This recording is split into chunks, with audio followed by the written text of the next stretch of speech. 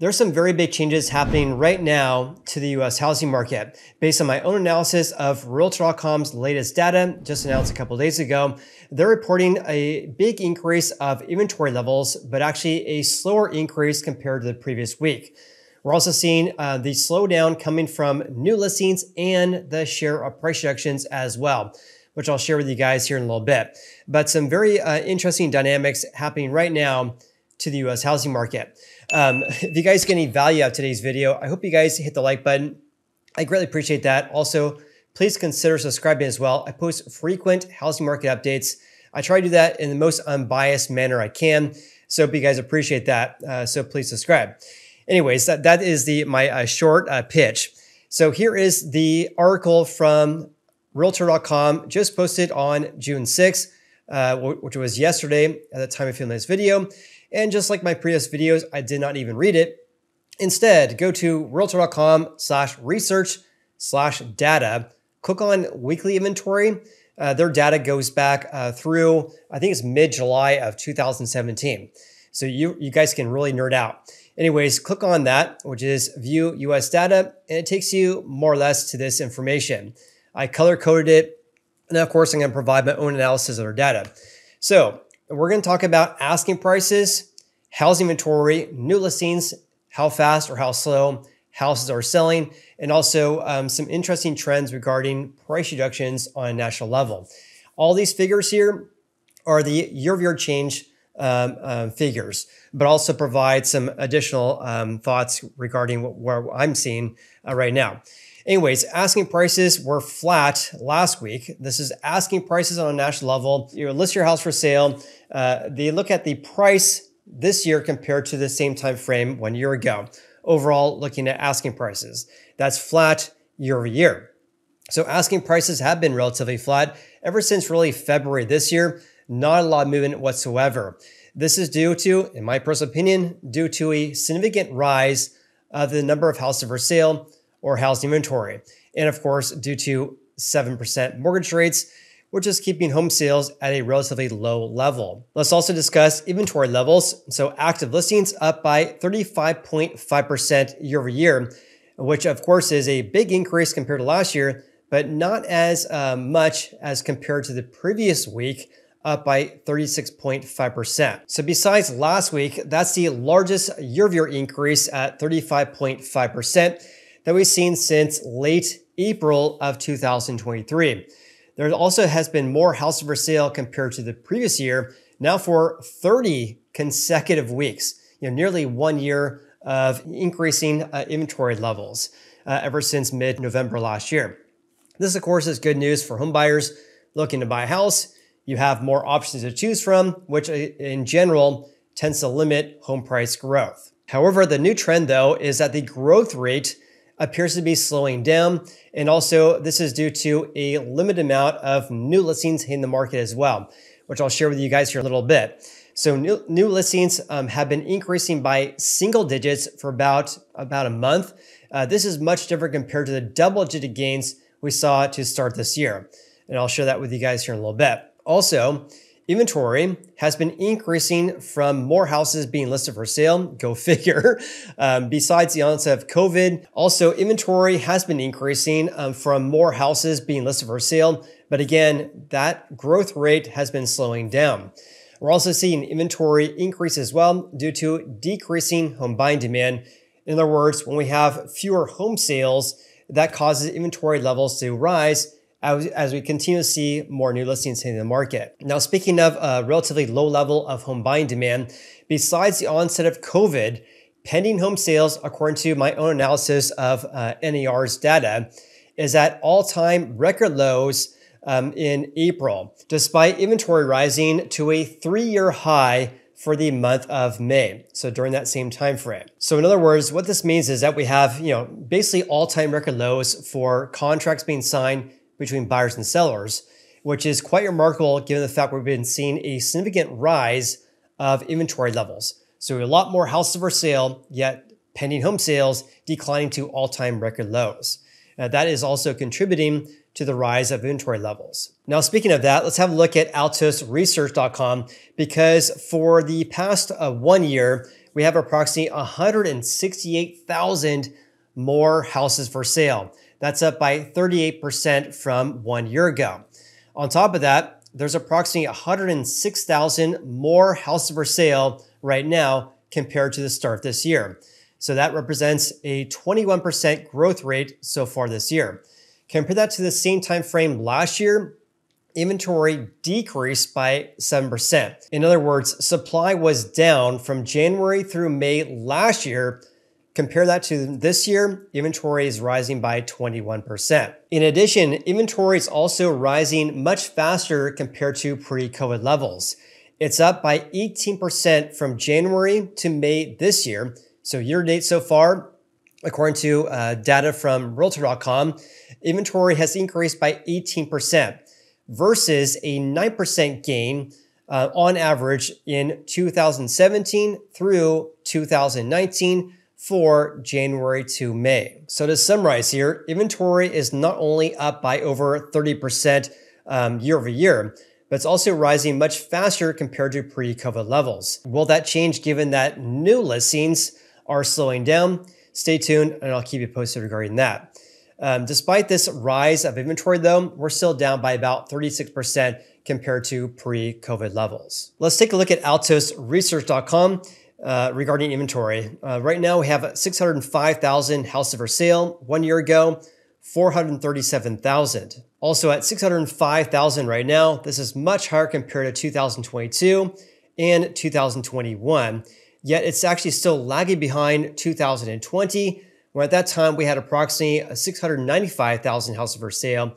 And also in late June of 2019, 953,000 versus 605,000 last week. So big picture, we have a 3-year high for late May regarding supply levels, but we're still lagging behind 2020 and 2019. Now here's a new trend as well regarding inventory. Let's look at new listings. This is a measure of people listing their houses for sale. Excluding the Easter holiday week, new listings have been higher compared to the same time frame last year for the past 32 weeks in a row. This, of course, is one of the main reasons why inventory has been rising. The big change, though, is that the number of new listings has only been rising by single digits for about 1 month. In contrast, we saw double-digit gains for much of February and March. This is slowing down the growth rate of housing inventory, which would put less downward pressure on prices. So stay tuned regarding that. Here's what I mean by this. So new listings have been rising by single digits, less than 10%, for about 5 weeks. Before that, we saw double-digit gains for much of February and March. So big picture here, if we start to see new listings, barely squeaking out a gain and only rising by 2% here, where about 1 month ago, we saw gains of 10 and 13%. If we continue to see that trend where new listings are not rising as much as last year, that's going to limit the growth rate of inventory levels.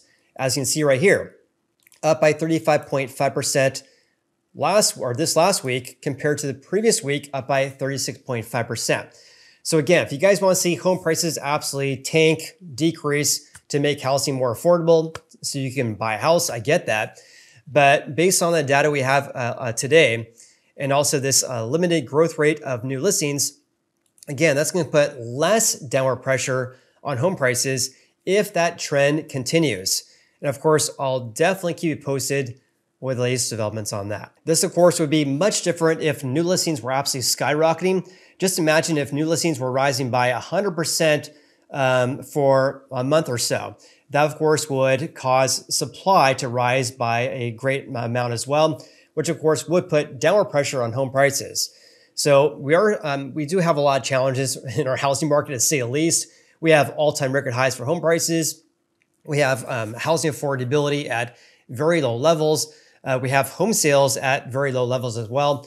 A lot of challenges right now, and especially given the fact that average mortgage rates are still above 7%, even though we have record high home prices. But again, the data in today's video is not supporting the fact we're going to see a crash in home prices anytime soon. Comment below with your thoughts regarding that, though. Anyways, let's look at how fast or how slow houses are selling. So last week, it took 1 day longer to sell a house compared to the same time frame in 2023. A new trend, though, is that for the past month, houses have been taking longer to sell. That is much different compared to the start this year. Let me just share that with you guys right now. So to start the year, houses on average were selling faster compared to last year. In fact, let me see how many weeks that was. We had, for 25 consecutive weeks, houses on average were selling faster compared to the previous 12-month period. And now that figure is at 1. So it means that houses on average are selling 1 day longer compared to last year. So because this is a relatively new trend, basically 1 month in which houses are taking longer to sell, stay tuned regarding that because we'll have to see if this gets worse, houses taking longer and longer to sell, or if it gets reversed back to houses taking faster compared to the previous year. Let's also take a look at the number of price reductions compared to last year. That increased by 50.2%, which is actually not as bad as the 54.2% gain we saw last week. And I mentioned that right here. Last week, the gains of housing inventory and new listings have been losing steam, right? Active listings increased still, but not increasing at the same rate the previous week. New listings only increasing by 2.1% compared to the 3.6% gain in the previous week. So the gains of inventory and new listings have been losing momentum. Also, the increase in the number of price drops is also losing steam as well, up by 50% last week compared to the 54% increase in the previous week. Again, this is a very short-term trend so far, and I'll keep you updated regarding that as well. In any case, the number of price reductions has been higher compared to the same time frame 1 year ago for the past 19 consecutive weeks. In my opinion, this is likely due to the rise of housing inventory. So that's the number of price drops compared to the previous period. Let's take a look at the share of price drops because for the week ended May 31st, according to altosresearch.com, that share is at 35%. This means that 35 of every 100 houses for sale have reduced their asking prices. This is higher than last year though, at 30%, much higher compared to 2022 at 24%. 90-day difference compared to 2021 at 17%, also at 35% right now, higher than 2020 at 24%, and 2019 at 32%. So to summarize there, the share price reductions is at least a 5-year high for this time frame. Okay, let's change gears slightly here and talk about a summary of today's video because, of course, that was a lot of information. Number 1, asking prices have been relatively flat ever since February this year. This is likely due to a significant rise of inventory levels and elevated mortgage rates. Number 2, housing inventory increased by 36% last week, one of the biggest year-over-year increases since April of 2023. However, though, the gains appear to be losing momentum.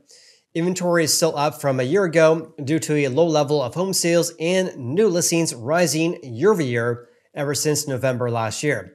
However, there's still about 36% fewer houses for sale compared to 2019. Number 3, 78% of homeowners who have a mortgage on their house are locked into an interest rate below 5%. That's based on a report that was announced about a month ago from Freddie Mac based on data through January this year. That has been limiting the amount of houses for sale and thus keeping supply levels well below 2019's levels. New listings are higher than last year, but we're seeing only single-digit increases for about 1 month. Let's watch the rate of increase to inventory in the coming months. Number 4, the share of price reductions is at least a 5-year high during the same time frame and has been rising faster than 2023. Again, a friendly reminder, the share of price reductions is seasonal though, because the share of price drops tend to peak in the winter months. And here we are in basically early June, and we're at relatively high levels though. Number 5, last week, houses on average took 1 day longer to sell compared to a year earlier.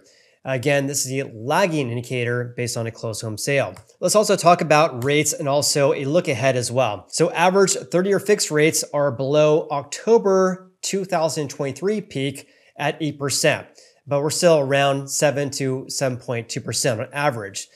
Also, housing affordability is very close to all-time record lows due to high home prices and elevated rates. Number two, housing affordability is a giant issue nationwide.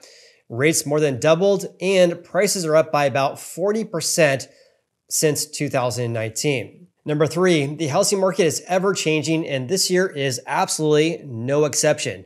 It appears like the data is changing like every week, so it's challenging to report the latest trends, but I'm doing my best here.